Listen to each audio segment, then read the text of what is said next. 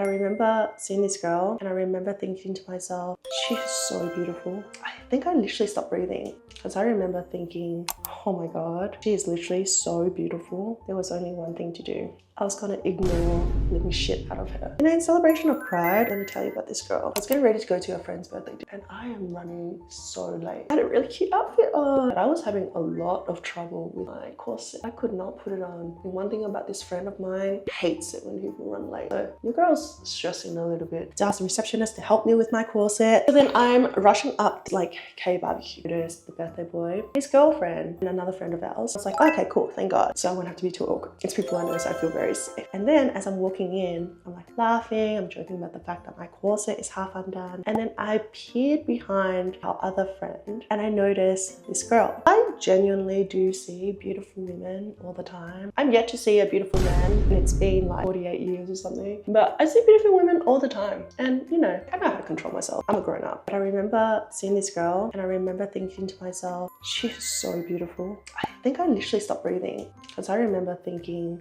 oh my god, she is literally so beautiful. There was only one thing to do. I was gonna ignore the living shit out of her. Oh my god. If ignoring someone was the Olympics, bitch, I'm walking out of here with gold in first place. Oh my god. I spent the entire dinner so blatantly ignoring her. Like, I had tunnel vision. I could not look at her. I could not look at the most beautiful girl I've literally ever seen in a long, long time. And I was just like, yapping to everyone on the table but her. I did not say hi to her. I didn't ask for her name. And the panic was so insane. Could not have ignored this girl harder if I tried. I thought she was so beautiful, and in a weird attempt to not be like a man and just sit there and gawk, I just ignored her. There was no other way around it. I could not do anything else. I had to ignore her because I thought that if I let myself stare at her, I would not be able to stop, and I did not want to come off like a predator. I could not do it. I could not do it, guys. My biggest fear is to behave like a man, so I did everything in my power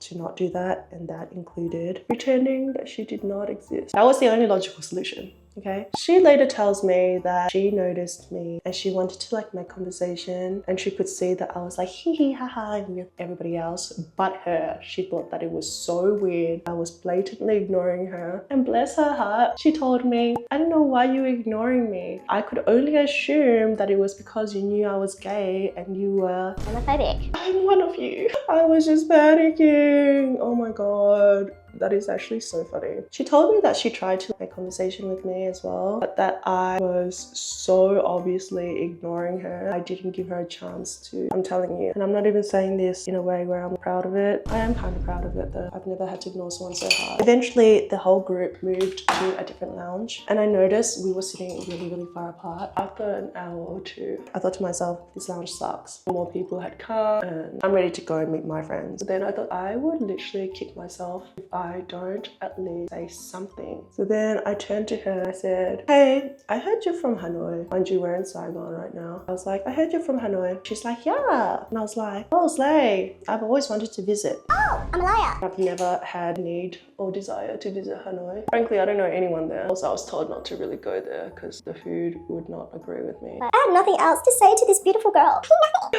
I had ignored her all night, so I did not know anything about her. And so I had to make it up. She's like, yeah, you know, come, I'll take you shopping. I think that was the only thing she knew about me, that I really like shopping. And I was like, yeah, like, okay, give me your Instagram, I'll like add you. I remember she went to the bathroom and I was like, okay, well, mission accomplished. I had my one and only conversation with the very incredibly charming, magnetic woman. I'm gonna go now. So then I say, bye, and then off I go. And I don't think anything of it. I do text my friend and I was like, oh, your friend, she's very cute. But do not tell her that I told you she's cute. Did I think that he would tell her? Yeah, he's not gonna keep my secret. Did I think that she would message me as soon as I left? I get a message, she's saying, oh, like, where are you? I was like, oh, I've left because it was not fun. I'm gonna go to another club, meet up with my friends. And she's like, oh, which club can I come with? And I remember a bit thinking, don't you have your own friends? Oh, not even in a mean way. I just like wouldn't even know why she would want to come with me. I did not think in the least that she was at all attracted to me. And I say this now because that would become a huge theme in throughout all of this. It was...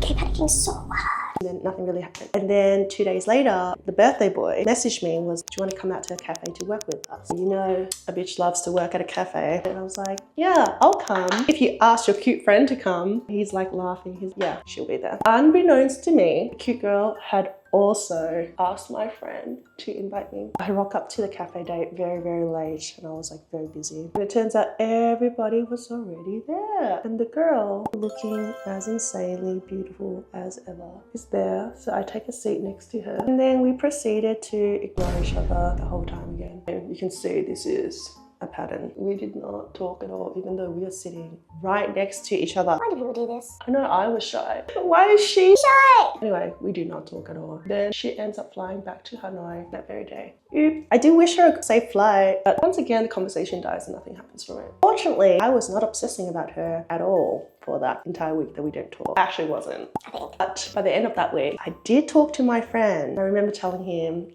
hey Ashley, I met this girl and I really want to talk to her, but I don't know what to talk about. And he's like, girl, Stop being a little bitch and just message her. and so I watched her story because what can I say to this girl who I can't seem to talk to, whether it's online or in real life? But I saw that she had posted up a story of her talking about like shopping. And I was like, oh, shopping? I know shopping. So I slid in her DM and told her, I was like, I'm coming to Hanoi, take me shopping. Oh, I sounded way more confident than I actually felt. Oh my god. Anyway, and she's like, yeah, like come, I'm like, I'll take you. What days are you coming? Trying to over explain, and she's just like, girl, I don't care, just tell me when you're coming. Then that's when we get to talking. I swear the story actually gets so much more interesting. Eventually, one night I go out to a jazz bar. I'm having a good time. It's one of my usual solo dates. One of these weird hidden alleyways that I always seem to find for some reason. At that point, we'll be messaging a couple of days now. And she's like, which bar are you at? And are you by yourself? And I kind of got like a little bit coy. And I was like, why would you assume that I'm by myself? Girl, I'm always by myself. If I was with somebody, that would be a change in pace. And she's like, oh, I just assumed because you like doing things by yourself. And I was like, yeah, I'm by myself. The bar is called Bloomba. We play like Mando Canto jazz. She's like, slay. So like I'm chilling and the waiter brings over water and snacks. And they're like, someone sent this over. And I was like, who the fuck would send this over? I'm at a bar by myself and there were only other couples here. And I asked him, who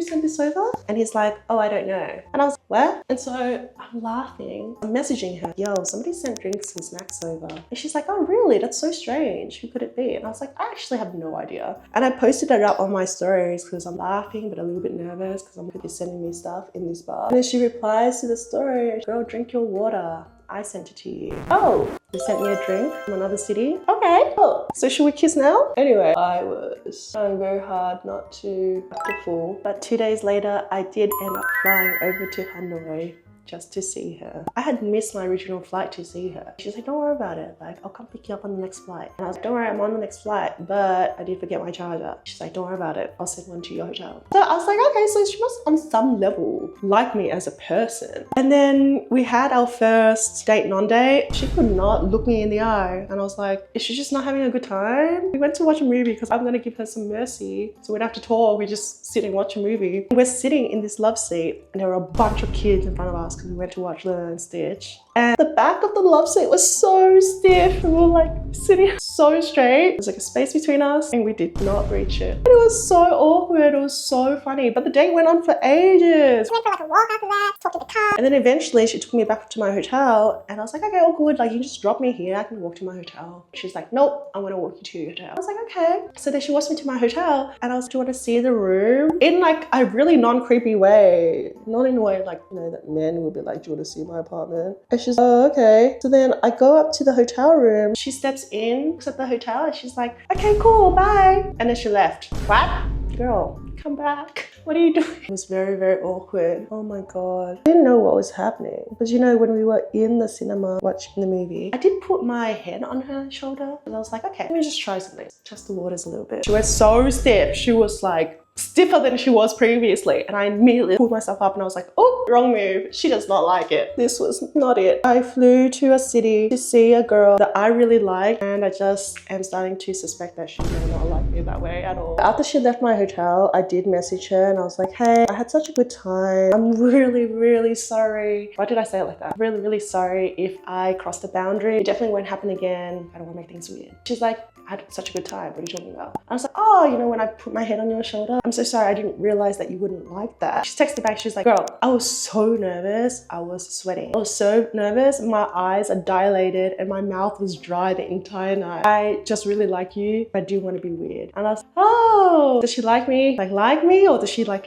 me as a friend and she doesn't want things to be weird? I feel like we were the blind leading the blind, for real. And I was like, okay, well, just so you know, you don't have to feel obligated to host me. I know I didn't really give you notice. I go to new cities all the time and I'm happy to take care of myself. And she's like, overthinking. I want to host you, so I will see you tomorrow. Mind you, I have come to the city just for her. I had no plan. The most I planned was like my hotel, and even that was like poorly planned. She should have probably recommended a better hotel for me, but it doesn't matter. I had no plans. I just wanted to see this girl. The second day, she came and picked me up. We had brunch. It starts to rain a little bit, but in like that really like cute little way that it rains. We go to a bookstore. We go to a museum. We see a couple of exhibitions, talking, like yapping. Go to like a matcha tea house. We're planning to go to dinner, and I was like, listen, we're really tired. Well, I'm really tired. We've been out the whole day. Why don't we go back to my hotel, rest, freshen up, and then we'll go to dinner. That was purely no agenda, because at this point I was too scared to even like bump shoulders with her. Like,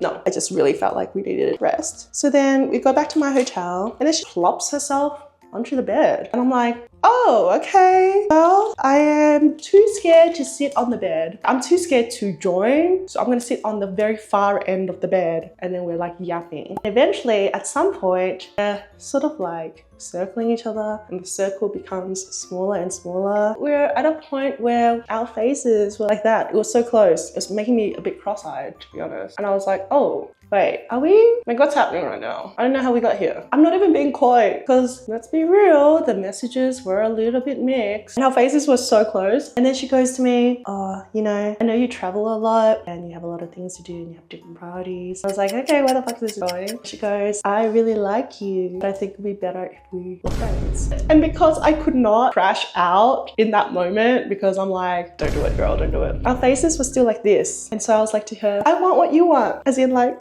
I respect whatever you want. Our faces were so close. And then out of nowhere, she kisses me, and I'll tell you a story. My head imploded. Anyway, that was months ago. Since then, she has flown to China to meet me in Chongqing, and now she's my girlfriend. Okay, there were a couple of things that happened in between, but this has gone on so freaking long. And I just felt like I had to record it because the amount of times I've retold this story has become ridiculous. But anyway, she also found my TikTok, which is impressive. But anyway, the amount of crossed wires that happened throughout all of this is actually genuinely hilarious. First of all, she thought I was homophobic. And I really genuinely thought that she felt nothing towards me, that she didn't notice me, but at all. Turns out she did. She is so crazy, because if you saw my girl, bitch, I still get giddy about her. She is the cutest fucking thing. She is literally like if sunshine was trapped in a jar. She is so cute. And she could not be any more different than me. She's so light and airy and going and magnetic. I guess I'm magnetic, but in a very like scary, intimidating way. You know what I mean? Genuinely, I feel like if I'm the black cat, she's like the Shiba Inu or something, because she is so lovable. She's so adorable. Everyone adores her. She doesn't have a mean bone in her body. She's literally the opposite of me, okay? She's my girlfriend. Okay, anyway, this has gone on for super long, so I gotta go. I'm about to hit the club, and it is nearly 1 o'clock. Anyway, that's how I met my girlfriend. Happy Pride!